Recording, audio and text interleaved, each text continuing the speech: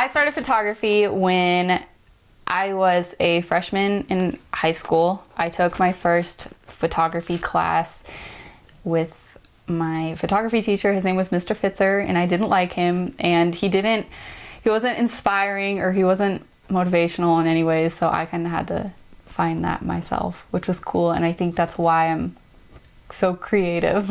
I think I wanted to start doing photography because I had a hard time like finding ways to express myself in school. When you kind of go to a big school with a lot of kids who are the same, age, have the same like hobbies, take the same classes, you don't really have that much, to be your own individual. And so that's why I wanted to do photography and kind of be the best at it, is because, then you can express yourself in the best way possible. I started with a Nikon.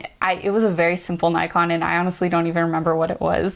It wasn't even a DSLR. It was one of the point and shoot ones, and that kind of is where I began. And then I think 2 years ago I got a Canon 70D, which is really nice, and I got more lenses and then got more lighting, and I think that's really helped me. I like to do alternative portraits, which is basically shooting other people in a kind of alternative way. So whether that's like painting somebody and having them be very like flexible, like move their legs all over, like put chains on them, and it's almost kind of dark, but also very creative, and you can really, that's where you get to express your creativity the most, because you're not just shooting a senior portrait, you're shooting kind of what you want, in somebody. It's really fun.